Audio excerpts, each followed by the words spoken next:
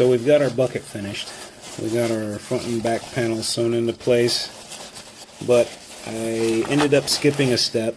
I was originally going to sew a piece of nylon webbing that's going to hold our side release buckle onto the front panel before sewing the front panel into place, but I just forgot, and now I gotta go back and sew it into place with the front panel already attached. So hopefully I'll be able to do that and it won't throw me off too much. Well, somehow I managed to get the bag up under that presser foot and sew the strap in place. That's about as low as I could get it. I probably would have put it lower had I remembered to attach it before sewing the front panel in place. I put an extra long piece of webbing on here. I'm probably not going to need that much, but I'm actually not even sure how much I want right now.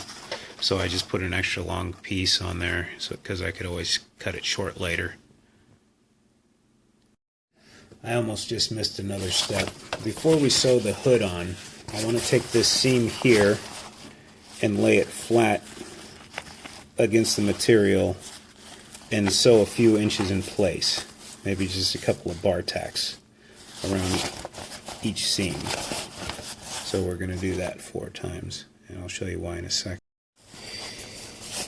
Before attaching the hood to the bucket, I wanted to make sure I bar tacked every one of these interior seams to either the front or back panel, and that way as I'm sewing around the rim of the bucket, this seam isn't sticking out and getting in my way and jamming me up.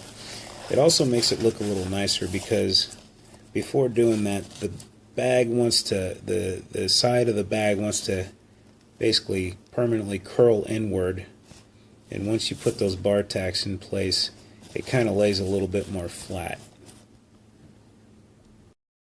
Now comes the time to attach our drawstring hood, or collar or cuff, or whatever you want to call it. I know I've been calling it a few different things, but I think hood would be a good name for it. But we're going to take our drawstring hood and attach it to our bucket. Now, I've decided that I want this seam towards the back of the bucket. And what we're going to do, we've got both the hood and the bucket turned inside out. And here's the top of the hood here on this end, and we're going to slide that down towards the bottom of the bucket. And I want to flip this around actually because, like I said, I want this seam at the back. Okay, now we're going to line up the bottom of the hood with the top of the bucket and get that even. Now we could base that in place or clip it. I might throw a few clips on there, but what I'm going to do is on our sewing machine with this piece we took off.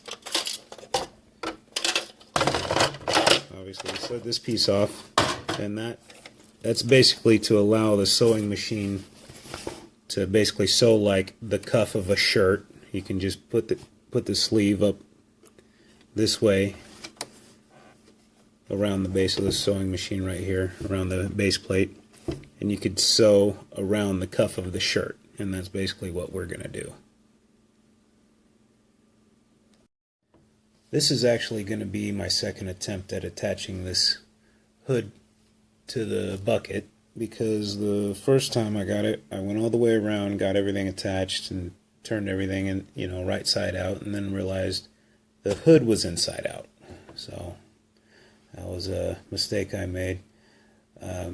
If you're going to do this, make sure that the outside of the hood, you're looking at the outside of the hood and the inside of the bucket. So you got the hood turned right side out, bucket inside out. So we'll try that again.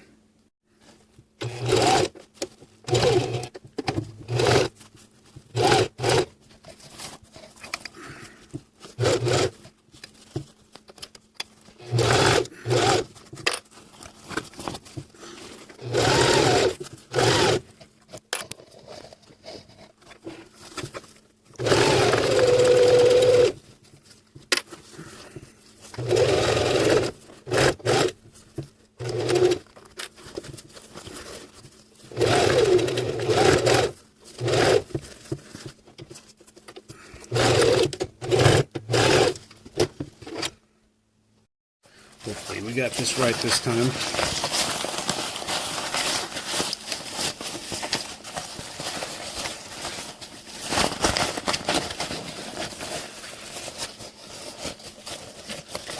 Now, pull that drawstring hood out.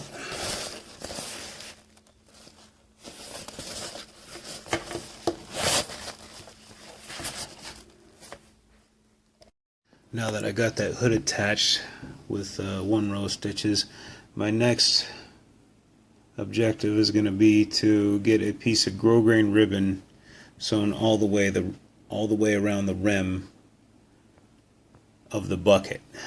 And I think I've met my limit for my sewing machine. At this point, it's going through couple layers of grosgrain ribbon. It's going through the cordura. At certain points it's going through this nylon webbing. It looks like I'm pretty much just going to hand crank the sewing machine through the entire, all the way around the rim of the bucket. Okay, we got the rim of our bucket covered in grosgrain ribbon. I didn't have to hand crank as much as I thought I would. There were some spots where I had to help it along, like on the seams here, but I did do 2 rows of stitches, and the last thing I need to do is basically design the lid and then attach it.